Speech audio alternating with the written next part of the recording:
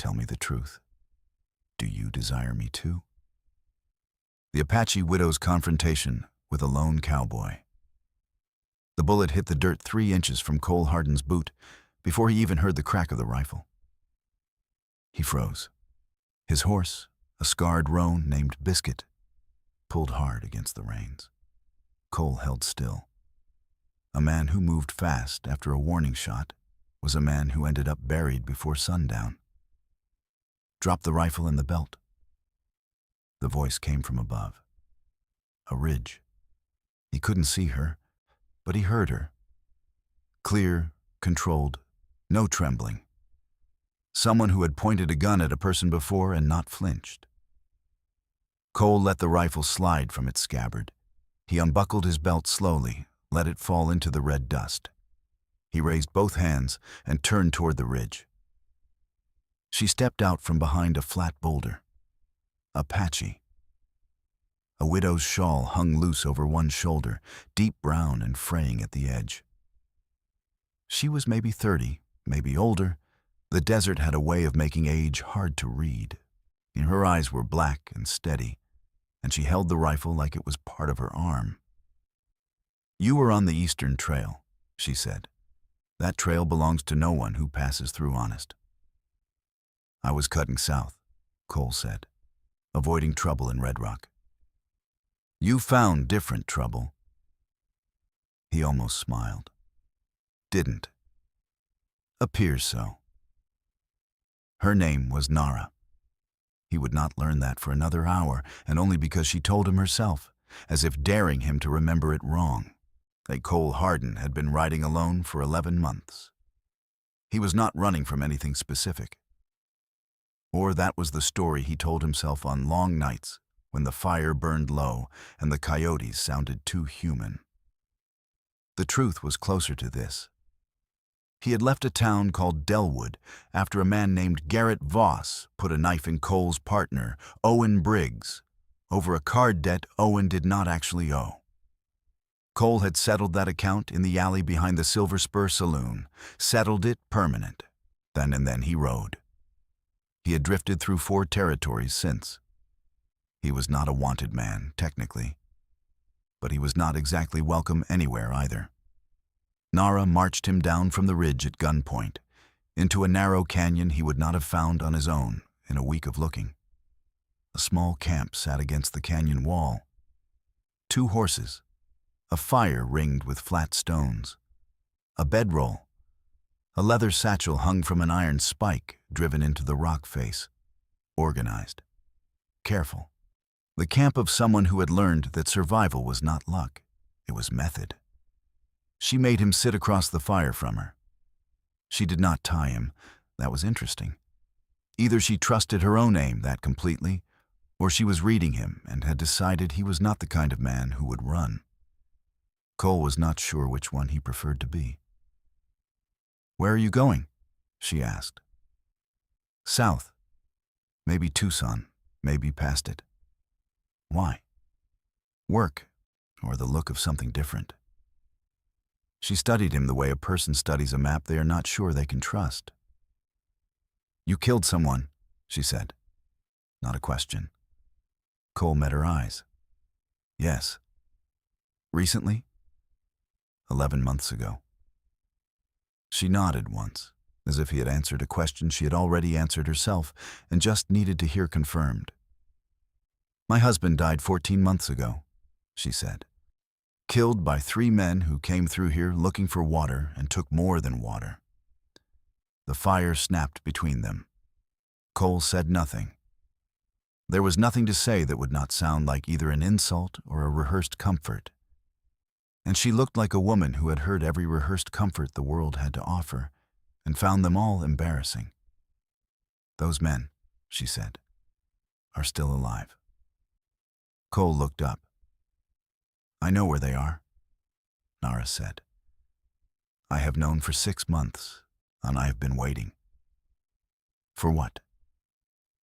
She looked at him across the fire with those flat, honest, unafraid eyes. "For something I did not know I was waiting for." Cole did not sleep well that night. He lay on his bedroll on the far side of the fire and stared at the canyon wall and listened to the desert breathe around him. Nara did not sleep at all, as far as he could tell. When he woke before dawn, she was already sitting up, rifle across her knees, watching the canyon mouth. "You do not have to stay," she said without turning. "I know," Cole said. He got up and started making coffee. She turned then and looked at him, and something crossed her face that was not quite surprise and not quite relief. Something older than both. Cole poured water into the tin pot from his canteen and set it over the rebuilt fire. And neither of them said another word until the coffee was ready. And by then the sun had cracked the top of the ridge and painted the canyon walls the color of an old wound healing. She took the tin cup he offered with both hands. "The men who killed your husband," Cole said. "Where are they?" "A town called Cutter's Flat, 4 days east." She paused. "There are 3 of them. One used to be a lawman. He still carries the badge, even though the county he served no longer exists." Cole drank his coffee. It was bad coffee, and he had never learned to make it properly, and he had stopped being embarrassed about that somewhere around the 3rd territory. "What do you want from me?" he asked. Nara looked at him over the rim of her cup. The morning light was doing something to her face that Cole did not want to examine too closely. "I want to know," she said, "if you are the kind of man who helps because it is right, or the kind who helps because he needs somewhere to point himself." Cole thought about that for a long moment. "Does it matter?" he said. "If we end up in the same place either way?" Nara set her cup down in the dirt. She looked at the fire. "Yes," she said. "It matters to me." Cole nodded. He understood that. He respected it. He did not entirely know what his own answer was, and that bothered him more than the rifle she had pointed at him on the ridge, more than the 3 dangerous men 4 days east, more than any of it. He looked at the fire and tried to figure out which kind of man he actually was. He did not have the answer yet. But he did not ride south. The 4 days to Cutter's Flat were not easy days. The land between the canyon and the town was the kind of country that seemed to get hotter and drier the deeper you pushed into it, as though the desert was testing whether you meant it.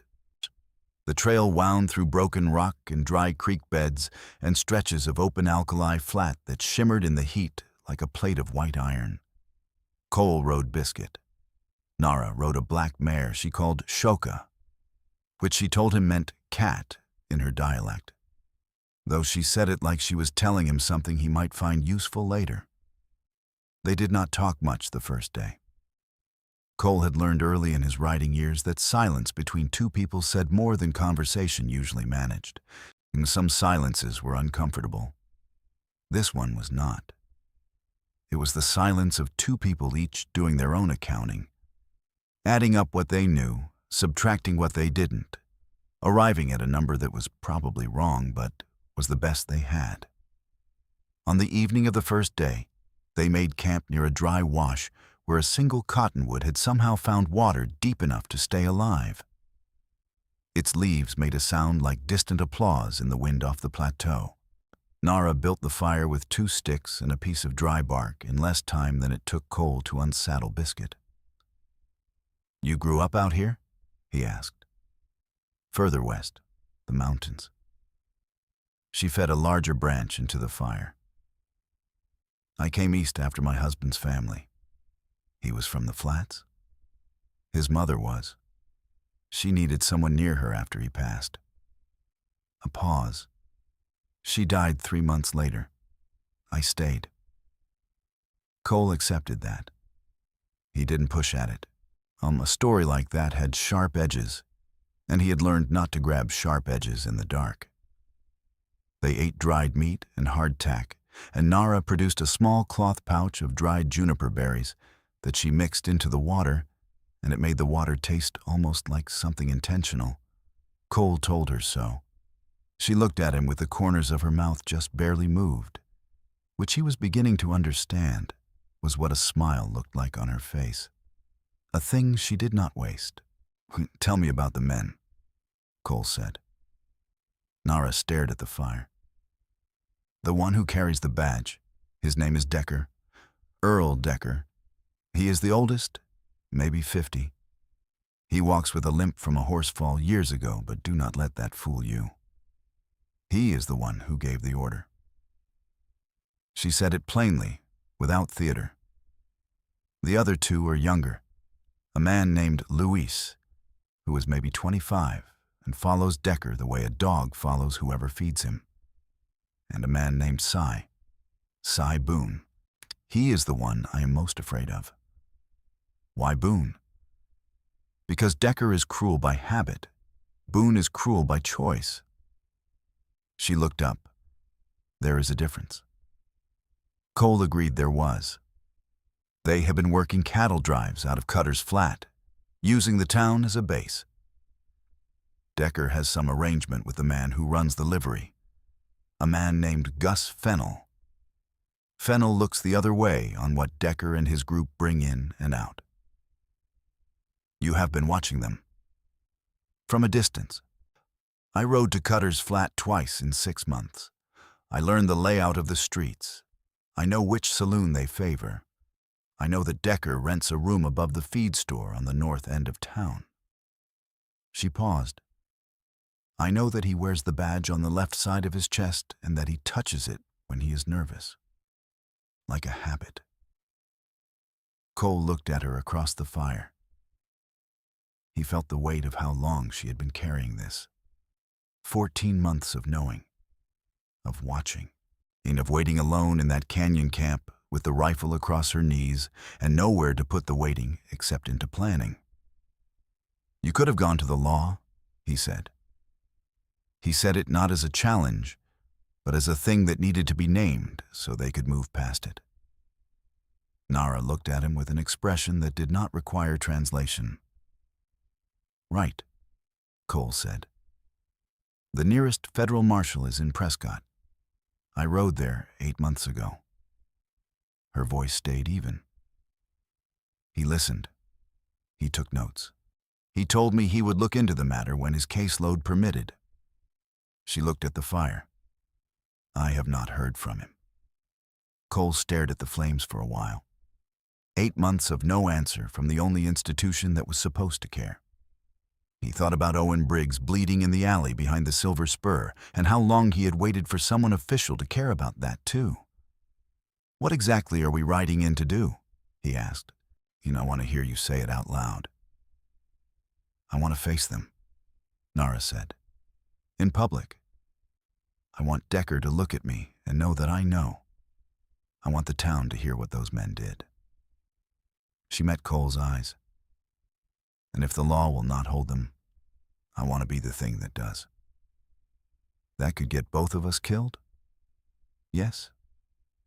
Cole picked up a stick and moved an ember back into the fire.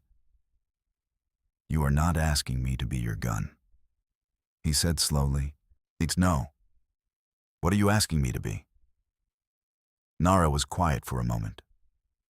The cottonwood moved in the wind above them. When she answered, her voice was lower, not softer exactly, but more careful. A witness, she said. Someone who stands there and makes it real. Because when I have done this alone in my head for 14 months, it has started to feel like a dream, like something that will dissolve when I reach for it. She looked at her hands. I need it to be real. Cole understood that in a way he could not have explained to anyone who hadn't spent long months riding alone with only the inside of their own head for company. He understood the way a story you tell yourself too many times starts to lose its shape. He understood needing someone else in the room to confirm that the thing you're doing is actually happening. All right, he said. Nara looked at him. I'll be your witness, he said. And anything else that needs doing, we figure out when we get there. She held his gaze for 3 seconds longer than she needed to. Then she looked back at the fire. They rode on the second day into country that started showing signs of settlement. A fence line here, a water trough there, a ranch road cutting northeast toward a rise. On the afternoon of the third day, they came over a low ridge and saw Cutter's Flat below them, maybe 3 miles out. Sitting in a shallow bowl of dust and stubborn scrub, like something the land had tolerated rather than invited. It was a working town, not prosperous, but alive. Cole could see the main street from the ridge, the false-fronted buildings, the livery at the south end, the church at the north that looked like it had been built by someone with ambition and finished by someone who had run out of it. Nara pulled Shoka to a stop beside him, and they sat there together looking down at the town for a long moment. "Are you afraid?" Cole asked. "Yes," she said. "Just that." He looked at her profile against the wide afternoon sky. There was something in the way she sat her horse. Straight-backed, chin level, the fraying widow's shawl catching the wind. That hit him somewhere below the breastbone like a stone dropped in a well, the impact arriving a second after the fall. He looked back at the town. "Good," he said. "Fear means you're thinking clearly." Nara glanced at him sidelong with those barely moved corners of her mouth. They rode down toward Cutter's Flat as the sun began its slide toward the western ridges, and the shadows of the horses stretched long and thin ahead of them on the pale dust road. When they rode into Cutter's Flat at the end of a Tuesday afternoon when the heat was finally letting go of the day, and the main street held the amber-colored air of a place winding itself down toward the evening, people noticed them. Cole was used to being noticed. A lone rider drew eyes in any small town, and a lone rider coming in with an Apache woman on a black mare drew the kind of eyes that did not politely look away. He kept his face neutral and his hands easy, and he let Biscuit set the pace, slow and even, the way you rode into a room when you wanted everyone to see that you were not afraid of being seen. Nara rode beside him, 1 foot of space between their horses. She had her chin up. She was not performing bravery. She simply did not look down. They tied up outside the general store. Cole went in and bought 2 tins of beans, a box of matches, and a paper of tobacco he did not need. But buying something established a reason to be there and a reason to talk. The man behind the counter was thin and gray-haired with the manner of someone who had once been curious about the world and had been cured of it. "Passing through?" he asked without much interest. "Maybe a couple days," Cole said. "Looking for cattle work. Heard Decker's outfit might be hiring." The man's expression shifted. Not much. Just enough. His hands kept moving, counting out change. But his eyes did a quick thing. A look toward the back wall, a recalibration, a small new wariness. "Decker runs a close crew," the man said. "Doesn't usually take on strangers." "Worth asking?" Cole said pleasantly. Outside, he gave Nara the matches and kept the tobacco. She looked at him. "Decker's name made him uncomfortable," Cole said quietly. "Which means Decker is either feared or respected in this town. And in a town like this, those are usually the same thing." "The saloon," Nara said. "He will be there by now. He is there every evening by 5. Cole looked at the sun. Maybe 40 minutes past 5. They crossed the street. The saloon was called the Red Axle, which told Cole everything he needed to know about the kind of establishment it was. Through the front window, he could see the bar running along the left side. 6 or 7 men at tables, or in the particular kind of noise that meant nothing had gone wrong yet this evening. Cole pushed through the doors first. The inside smelled like sawdust, spilled beer, and wood smoke. A bartender with heavy forearms and a short beard looked up without expression. Cole walked to the bar and ordered 2 beers and paid for them before Nara came through the door behind him. and by the time she entered, Cole had his elbows on the bar like a man at home. Nara took the beer he slid toward her. She did not drink it. Her eyes were moving through the room. Cole felt her go still. He did not look immediately. He picked up his beer and drank a slow half of it and turned casually, the way a man turns to look at nothing in particular. And then he saw them. 3 men at a corner table. The oldest one was maybe 50. He had a limp that was visible even sitting down in the way he held his left leg slightly extended, and he wore a tarnished badge on the left side of his chest. His eyes were already on Nara, not startled exactly, more the look of a man running a rapid internal count.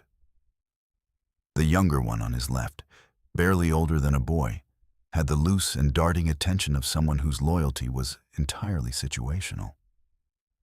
Luis. That had to be Luis. The third one, Cy Boone, was looking at Nara the way a man looks at a problem he is already solving. The room had gotten quieter in the way rooms do when something is about to be said out loud that everyone has been thinking in private. Nara set her beer on the bar. She walked toward their table. Cole did not stop her. He turned from the bar and moved to her left, a half step behind. And the two of them crossed the floor of the Red Axle Saloon, while 20 men found reasons to look at their drinks. Nara stopped at the edge of the table. Earl Decker looked up at her. He touched the badge. She watched his hand do it. "You know who I am," she said. It was not a question. Cole could hear in her voice that she had said this sentence in her mind 1,000 times. It came out even, solid, not practiced, earned. Decker's jaw worked. He made a short sound that was almost a laugh. "Can't say that I do, ma'am. My name is Nara. My husband's name was Tahe. You killed him on the trail south of Redbird Canyon 14 months ago. You took his horse, his rifle, and a leather pack with his mother's medicine in it." Her voice did not rise. She died 2 months later without that medicine. The room was completely silent. Luis looked at Decker.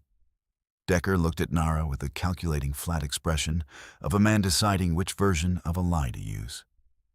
Cy Boone looked at Cole. Cole looked back at him and let him look. "Lady," Decker said slowly, "I don't know what you think you know, but you are in the wrong place making the wrong kind of noise." "I have been in Cutter's flat before," Nara said.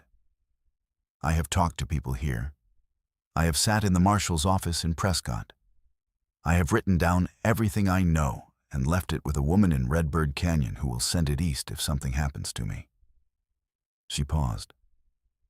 "I am not afraid of you." Decker's hand rested near the badge. His eyes moved to Cole.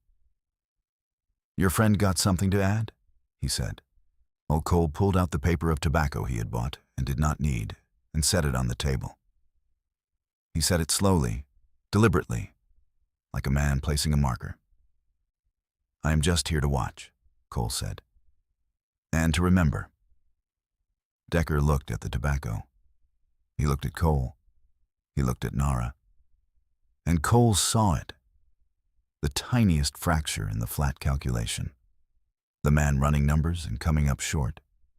He had a badge and a crew and a town that looked away. And here in front of him was a woman who had spent 14 months building a case out of nothing but grief and patience. And a stranger who had ridden in beside her and was not afraid to put his name next to hers in front of 20 witnesses. Decker had been a lawman once. He knew what a witness was worth. Boone pushed back from the table. Cole's hand moved to his hip. Nara did not flinch. The bartender, Cole gave him credit for this later, said loudly and clearly from behind the bar, "I want no shooting in here. Whatever this is, it goes outside or it goes to the law." Decker looked at the bartender, at the room, at the 20 men who were now watching with full attention. He looked at Nara. "Whatever you think happened," he said, his voice lower now, the ease gone out of it. "You can't prove anything." Nara looked at him for a long moment. "I do not need to prove it to a court tonight," she said. "I needed to say it in front of people, and I have." She turned and walked toward the door. Cole held Decker's gaze for 2 more seconds. Then he followed her out. The evening air hit them both. The sun was gone behind the western ridge. The street was blue and cooling. Nara stood by the horses. Her shoulders were moving, not shaking, just breathing. The deep, uneven breathing of someone who had held everything still for a very long time, and was now, very carefully, letting it out. Cole stood beside her and said nothing. After a while, she said, "I thought I would feel less." "Does it feel like what you needed?" She thought about it honestly. "It feels like the first real thing I have done since he died." Cole looked up the street toward the feed store where Decker rented his room. "They will not let it sit," he said. "Men like that do not hear what just happened in there and leave it alone." "I know. So we have a decision to make about tonight." Nara turned to look at him, and the last gray light of evening was behind her. And she was looking at him with a directness that was not demand and not request, but something in between. The look of someone who had stopped protecting themselves from honesty because protection had cost too much. "Cole," she said. His name in her mouth was a plain and careful thing. "Yes." "Tell me the truth." She held his eyes. "Do you desire me too?" The street was quiet. Somewhere down the block a screen door banged, then a horse shifted in the livery. Cole looked at her. He thought about the 4 days of riding, the coffee made badly over a desert fire, the way she sat her horse against the sky, the weight of what she had just walked into and walked back out of. He had been the kind of man who moved on.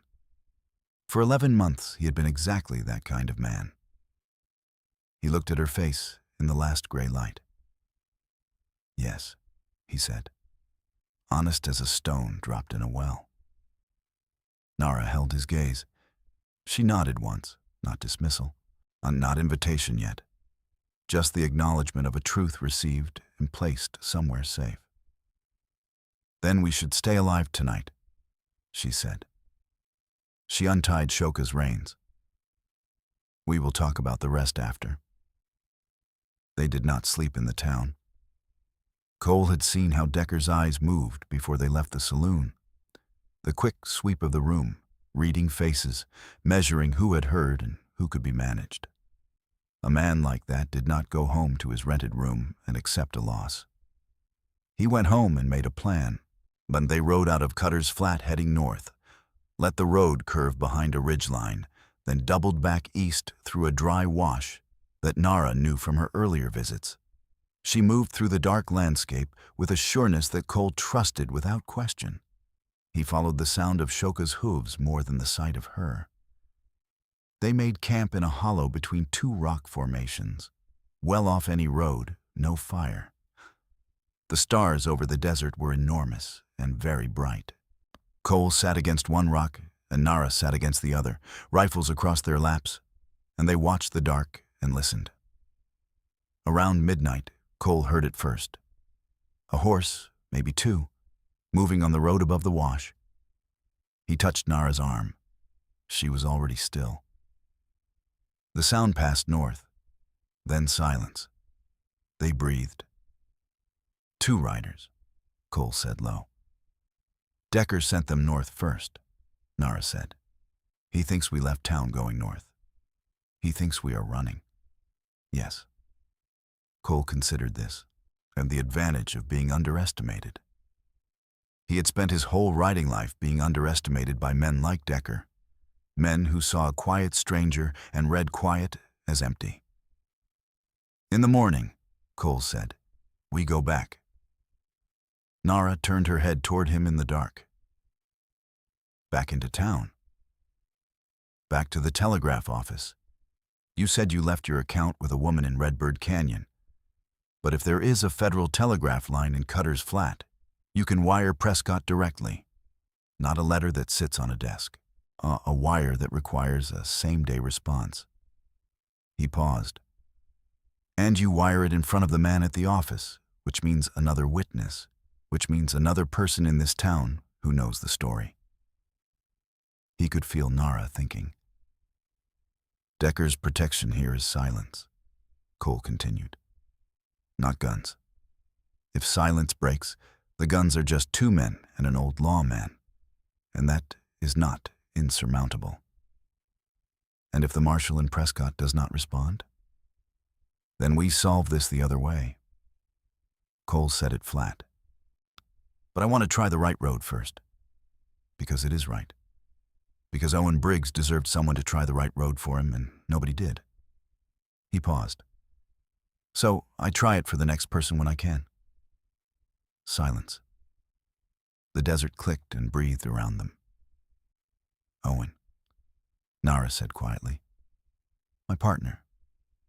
The man I told you about. He did not say more. He did not need to. Nara was quiet for a long time. Then she said, Tahi was the funniest man I have ever known. People did not expect that. He looked serious. He had a very serious face. A soft sound from her throat that was almost a laugh. He could make me cry from laughing so hard, and I could never explain to anyone else why anything he said was funny. It was only funny if you knew him. Cole looked at the stars. That is the worst part, he said. The things that only made sense to you. Yes, she said. Exactly that. They sat with that for a while, and it was not an uncomfortable thing to sit with. But it was the kind of shared understanding that only comes between people who have each carried grief long enough to know its actual weight, not its performed weight. Cole slept for 2 hours before dawn. Clean, dreamless sleep. He woke to Nara already up, already packed, watching the eastern horizon go from black to purple. Ready? She said. Yes, he said. They rode back into Cutter's Flat as the town was waking. Early risers at the water pump. A woman hanging laundry outside a small house at the edge of the main street, who watched them pass with curiosity and no apparent hostility. The liveryman was already working, visible through the open stable doors. The telegraph office was attached to the general store. The same gray, thin man behind the counter looked up when they entered. Cole leaned on the counter. We need to send a wire to the marshal's office in Prescott. Official business. The man looked at Nara.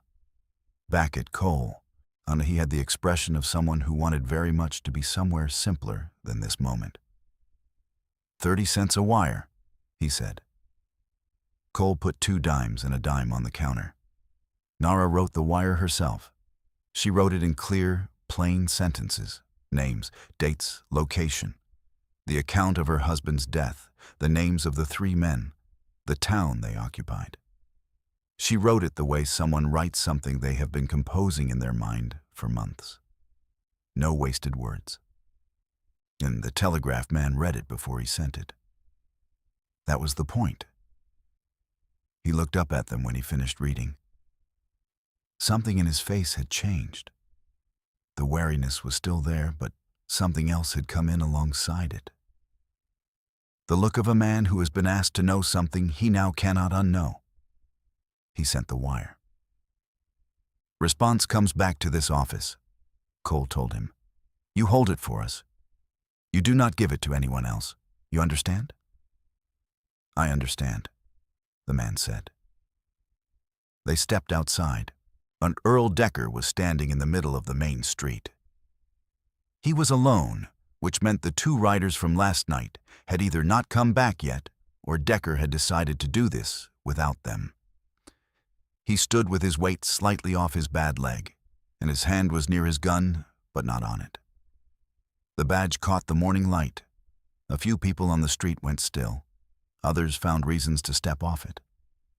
Cole moved to Nara's left and a half step ahead. He did not draw, and he did not put his hand on his gun. He stood and looked at Decker across 40 feet of dusty Main Street. "You sent a wire," Decker said. His voice carried fine in the morning quiet.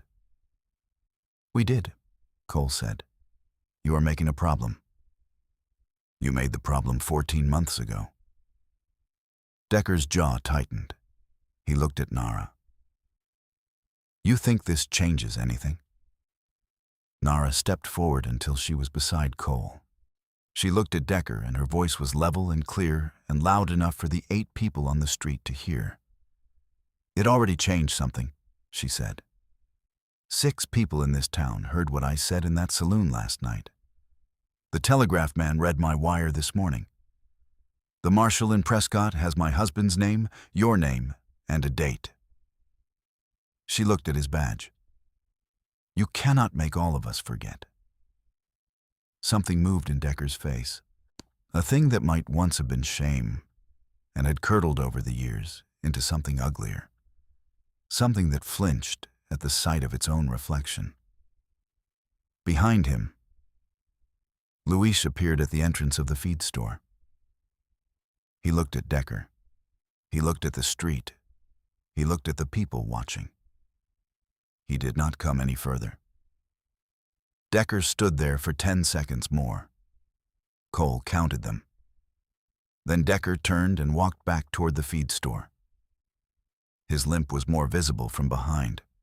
He pushed past Luis without looking at him, and the door of the feed store closed, and the main street of Cutter's Flat stood in the morning sun with the ordinary sounds of a working day starting to come back one small noise at a time. Nara let out a breath. Cole looked at the closed door of the feed store for a long moment, memorizing it. "That is not the end of him," he said.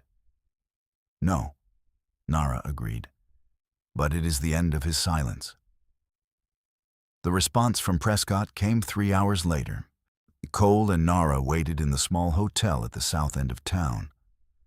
The one room they had been given by a landlady named Dottie, who asked no questions and charged $2 and seemed to regard the whole situation with the particular calm of someone who had seen this town do worse.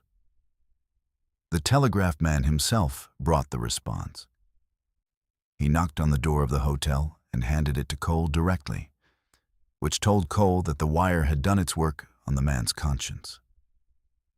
The response was brief. When the deputy marshal of Prescott, a man named Frank Abner, would arrive in Cutter's Flat within 5 days. He listed the names of the 3 men and confirmed the complaint had been officially logged. Cole read it twice. Then he handed it to Nara. She read it. She read it again. She folded it and held it against her chest with both hands.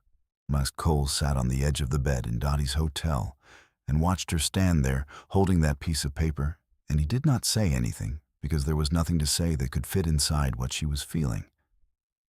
After a long time, she said, "I want to go back to the canyon." "Yes." "I want to tell Tahe's mother's grave that this happened." "Yes." She looked at him. She had been holding the paper so tightly that when she lowered it, there were faint creases across her fingers. "Will you come with me?" she said. Cole looked at her. "Yes," he said. They left Cutter's Flat that afternoon. Decker did not appear on the street again. Luis had already left town, according to the stable boy at the livery, who told them freely and with the energy of someone who had been waiting for permission to gossip. Cy Boone had been seen riding east before dawn, carrying a saddlebag that looked hastily packed. Rats off a ship, Cole thought. The wire had done what a gun couldn't. A gun made a man defiant. A wire made a man small. They rode back through the broken country and the alkali flats and the heat that waited for them like an old argument. Cole rode beside Nara rather than behind her now, and there was no particular point where that had been decided. But neither of them remarked on it. They camped the first night in a dry creek bed under an overhang of pink rock that held the day's heat long after dark. Nara made a fire properly, and Cole made coffee improperly, and she watched him do it without correcting him, which he took as either generosity or acceptance, both of which felt like a gift. "Tell me something true about yourself," Nara said. Cole looked up from the fire. "What kind of true?" "Something you would not say to a person you just met." He thought about that. "I talked to my horse," he said. "Long conversations. I have been doing it for 11 months, and Biscuit has very strong opinions about water sources." The corners of her mouth moved, all the way this time, an actual smile. It changed her face the way a light changes a room. Cole looked at it and looked away, which was the safer option. "Something true about you," he said. "I am afraid of being alone," she said, without any cushion around it. "Not of solitude. I know how to live in solitude. I mean the kind of alone where no one holds the same memories you do, where the person who knew you from the inside is gone, and you are left with only the outside version of yourself." Cole turned that over. "That is the worst kind," he said. "Yes." They sat with the fire for a long time. On the second day, they reached the ridge above the canyon and looked down at the cottonwood and the flat rocks and the iron spike where Nara's leather satchel still hung, and in something in the way she saw it, the smallest release in her shoulders, the steadying of her breath, told Cole that this was home in the truest way a place could be home. Not because it was comfortable, but because it knew her. They rode down into the canyon. Nara tied Shoka and walked to a place at the far end of the camp, where the canyon wall stood in afternoon shadow and a flat stone sat against the base like a marker. And she stood there with her back to him and spoke quietly in her language. Words Cole could not understand, but that needed no translation. He unsaddled both horses. He carried the water. He got the fire going the wrong way and then spent 10 minutes fixing it. When Nara came back to the fire, her face was different. Not lighter exactly, more settled, like a weight redistributed. She sat across from him. "He would have liked you," she said. "Why?" "You were honest about the things that matter and quiet about the things that don't. He valued that." She paused. "He would have laughed at your coffee." "Everyone laughs at my coffee." "He would have tried to teach you." Cole smiled.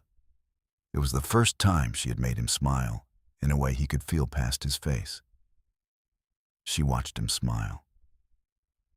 "I do not know what this is," she said carefully, meaning everything between them and neither of them, and the last 5 days, and the wire, and the saloon, and the desert, and the truth he had said out loud on the main street of Cutter's Flat. "I do not know either," Cole said. "I do not want to make it into something it is not to fill a space. No. And I do not want to refuse it because it is unfamiliar." Cole looked at the fire. He understood what she was describing because he was describing it to himself in similar terms in the inside of his head. The careful navigation between need and honesty, between what was real and what was just the particular loneliness of two people who had been alone for too long, arriving in the same place at the same time. "I think," Cole said slowly, "that what this is real. Whatever it is not me trying to be something for you or you trying to fill what Tahi left. And it is this." He gestured between them with one hand. "What actually happened, what you said in that saloon, and what I did when I did not ride south." Nara looked at his hand, then at his face. "I said I wanted a witness," she said. "Yes." "You were more than that." Cole held her gaze. Yes, he said. I was. The fire spoke between them, and the canyon walls caught and held the sound. And the night came on the way it does in the desert, all at once, and very full. The stars taking their positions overhead, like an audience that had been waiting. Deputy Marshal Frank Abner arrived in Cutter's Flat 6 days later, which was 1 day later than promised, and which Nara noted in her account of events with the precision of a woman who had been given deadlines that were not met before, and was keeping a record this time. Abner was a capable man with a good reputation in 3 territories. He arrested Earl Decker in the feed store without incident. Decker's hand went to his badge out of habit, and Abner took the badge off him and held it a moment and set it on the counter, and it sat there and nobody picked it up. Luis was found at a ranch 12 miles east and came in without argument, which surprised nobody. Cy Boone was tracked to a town called Mineral Wells in Texas, and that warrant traveled east with Abner's dispatch, and a U.S. deputy caught Boone 2 months later at a river crossing, and the account Nara had left with a woman in Redbird Canyon was submitted as evidence. The telegraph man in Cutter's Flat gave a written statement. 6 men from the saloon gave verbal accounts.